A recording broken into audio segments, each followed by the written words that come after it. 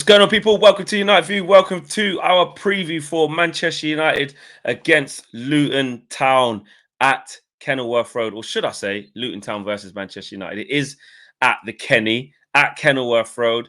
There has been so many teams that have gone there this season and had an absolute torrid time, even coming out with a win.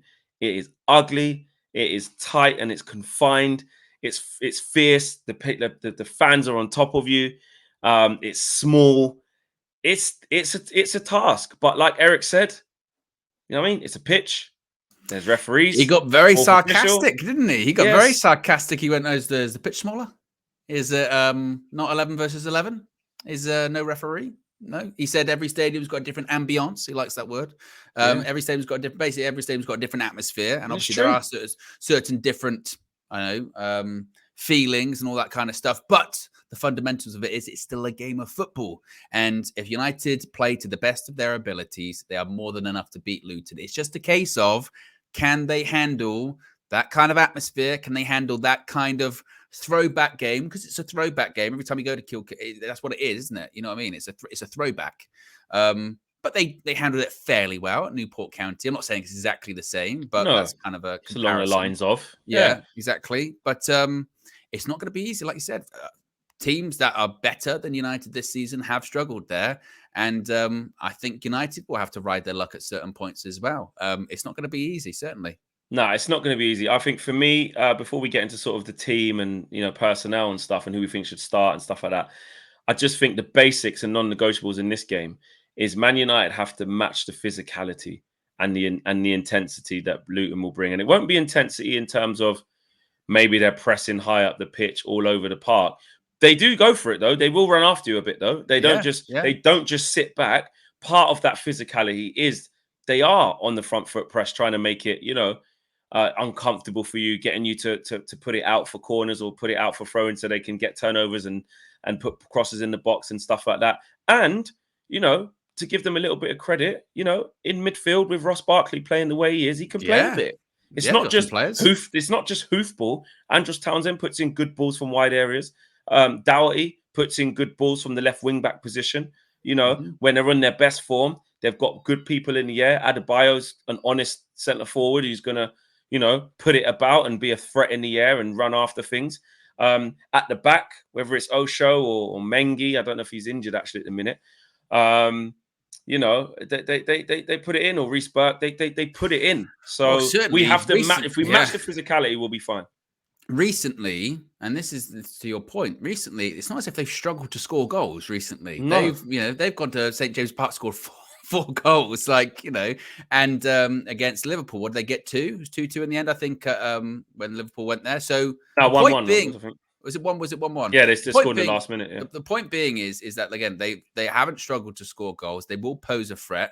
And it's like you say, it's upon United to go there and win that game. It's not going to be a case of, we're Man United, we're a big team, we'll go there, we're just better and we'll roll them over. No, they'll put up a fight. So United certainly do have to do that. And as is the case, I guess, with every game this season, Flex, there are some selection dilemmas, particularly once again when it pertains to the back four, because Luke Shaw is touch and go when it comes to the game. Now, he came off at Villa Park. It was said it was a precaution.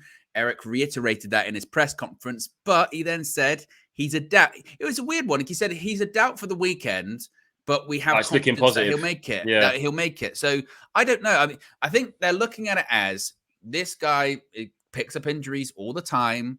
We know that our other left back, Thuram Malacia, is still ways to go.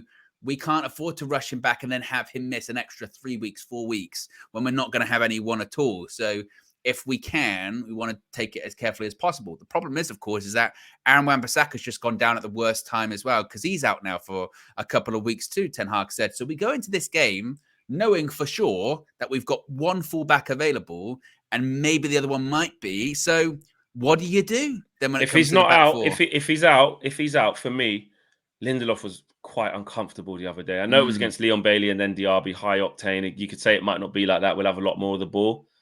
I'd just put Dalot left back, man. I'd probably play Lindelof right back if I had to. Yeah. Just so at least he's just on his right foot, and Dalot can. Lindelof is kind of 2-footed. He's comfortable passing on his left, but just nah. I need him to defend on his proper side, at least in a game like this.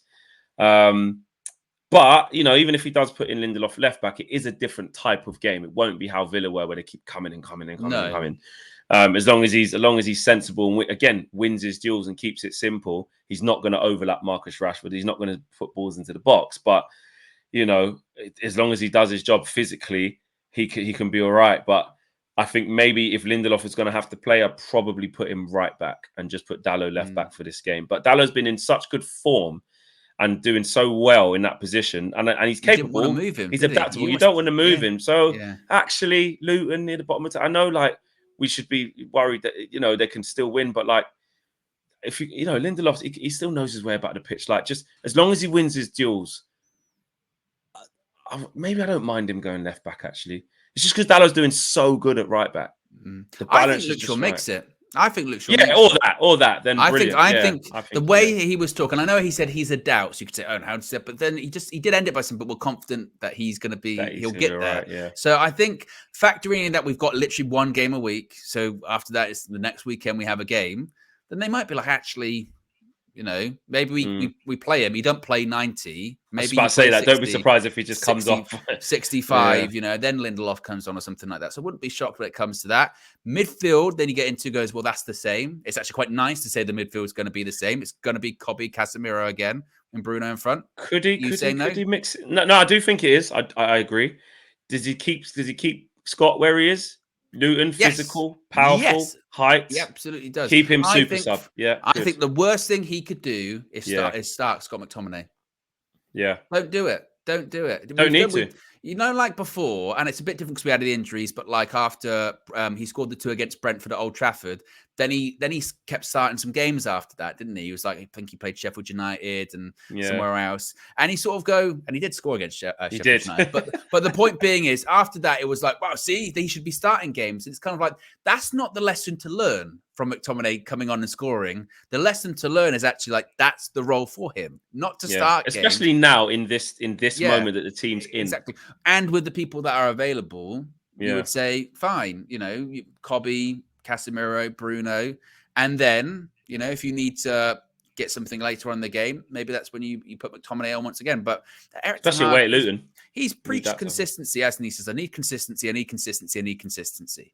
Well, you've got one game a week. You don't have to shuffle the pack because you've got so many games in a short amount of time, in a select amount of days. So keep the team the same, unless it's forced, like the Luke Shaw situation, which would then say front three would probably be the same, which would be Garnacho on the right, HOJLUND through the middle, Rashford on the left once again. And the front three will be as it should.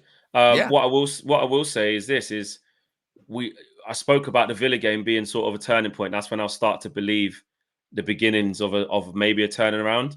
If you go to 17th place after beating Villa away and you lose or you don't win, forget it. You're back to square one again. You really are. And I know there's difficult games and you've got to respect the opposition. Listen, I'm not saying it's going to be a walkover. It's going to be a tough, ugly game.